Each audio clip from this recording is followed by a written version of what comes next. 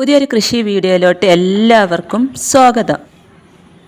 നമ്മൾ നട്ടു വളർത്തിയ പച്ചക്കറികളിൽ നീരൂറ്റി കുടിക്കുന്ന വെള്ളീച്ചയുടെയും ഇലപ്പേനിൻ്റെയും മുഞ്ഞയുടെയും ഒക്കെ ശല്യം ഈ ചൂട് കൂടുന്ന സമയത്താണ് അധികം രൂക്ഷമാവുന്നത്. വെള്ളീച്ചകൾ പ്രധാനമായും വഴുതന, തക്കാളി, മുളക് എന്നീ ചെടികളിലാണ് കാണാറ്.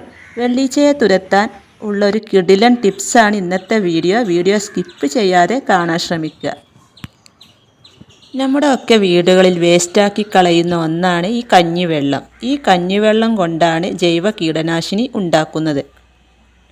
അപ്പോൾ അത് എങ്ങനെയാണ് തയ്യാറാക്കുന്നത് എന്ന് നോക്കാം. അപ്പോൾ അതിനായിട്ട് നമുക്ക് വേണ്ടത് ഒരു ദിവസം പഴകിയ പുളിച്ച കഞ്ഞിവെള്ളമാണ്. ഞാനിവിടെ 1 ലിറ്റർ എടുത്തു വെച്ചിട്ടുണ്ട്.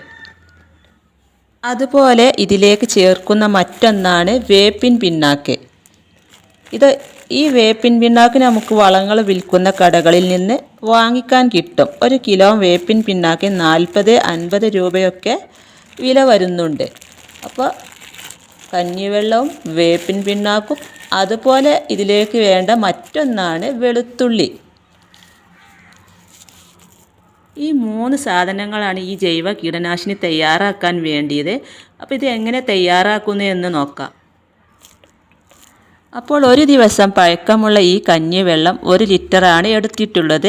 ആ കഞ്ഞിവെള്ളത്തിൻ്റെ തെളി മാത്രം എടുത്താൽ മതി. അതിലേക്ക് 2 പിടി വേപ്പിൻ പിണ്ണാക്ക് ഇട്ട് കൊടുക്കാം. ഇത് നല്ല പൊടിഞ്ഞ വേപ്പിൻ പിണ്ണാക്കാണ് കേട്ടോ.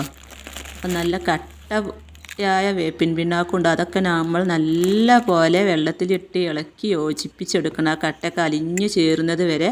പിന്നെ ഞാൻ വെളുത്തിൽ അരച്ച പേസ്റ്റാണിത്. അത് ഞാനൊരു 3 സ്പൂൺ എടുത്തിട്ടുണ്ട്. ഈ കഞ്ഞിവെള്ളവും ഈ വേപ്പിൻ പിണ്ണാക്കും വെളുത്തുള്ളി പേസ്റ്റും കൂടി നല്ലപോലെ ഇളക്കി യോജിപ്പിച്ചെടുക്കണം. ഈ വേപ്പിൻ പിണ്ണാക്ക് ഈ കഞ്ഞിവെള്ളത്തിൽ നല്ല പോലെ അലിഞ്ഞു ചേരുന്നത് വരെ ഇത് ഇളക്കി യോജിപ്പിച്ചെടുക്കാം. അപ്പോൾ ഈ വേപ്പിൻ പിണ്ണാക്ക് ഇട്ട് കൊടുത്തതിൻ്റെ കളറൊക്കെ നല്ലപോലെ മാറി വരുന്നുണ്ട്. നല്ല പോലെ ഇളക്കി അതിൻ്റെ കളറൊക്കെ മാറിയതിന് ശേഷം നമുക്കിത് നല്ലപോലെ ഒന്ന് അരിച്ചെടുക്കണം. അപ്പോൾ നല്ല തിക്കായിട്ടാണ് ഈ കഞ്ഞിവെള്ളം ആണെങ്കിൽ നമ്മൾ എന്താ ചെയ്യേണ്ടത് വെച്ചാൽ കുറച്ച് വെള്ളം കൂടിയും കൂട്ടി നേർപ്പിച്ചെടുക്കണം. അപ്പോൾ ഇത് കഞ്ഞിവെള്ളത്തിൻ്റെ തെളി ആയതുകൊണ്ട് ഞാൻ അതിലോട്ട് വെള്ളം ഒഴിക്കുന്നില്ല. ഇതുപോലുള്ളൊരു പഴയ അരിപ്പൊക്കെ ഉണ്ടെങ്കിൽ അതിലോട്ട് നമുക്കിത് ഒഴിച്ച് അരിച്ചെടുക്കാം.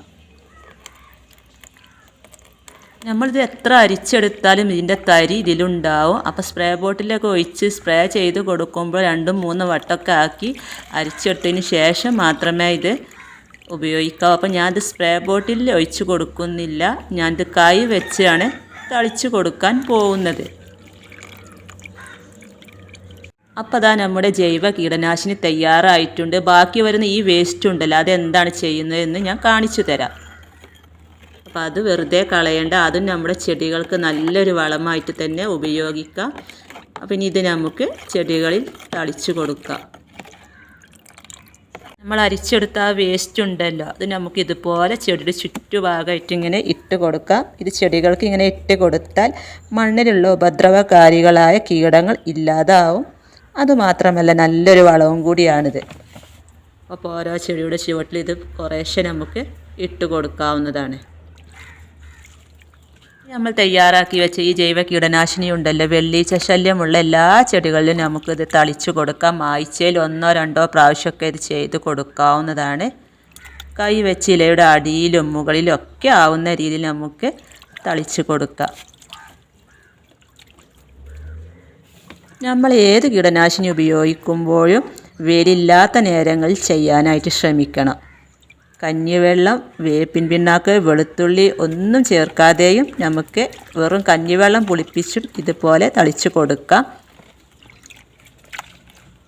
വെള്ളീച്ചക്കെതിരെയുള്ള നല്ലൊരു കീടനാശിനിയാണ്. അടുക്കളത്തോട്ടമുള്ളവരെല്ലാം ഈ ഒരു ജൈവ കീടനാശിനി ഉണ്ടാക്കി കീടങ്ങളുടെ ശല്യം ഒഴിവാക്കി വീട്ടിലേക്കുള്ള പച്ചക്കറികൾ നന്നായിട്ട് ഉണ്ടാക്കിയെടുക്കുക. അപ്പോൾ ഇന്നത്തെ വീഡിയോ നിങ്ങൾക്ക് ഇഷ്ടമായ ലൈക്ക് ചെയ്യാനും ഷെയർ ചെയ്യാനും കമൻറ്റ് ചെയ്യാനും മറക്കരുത്.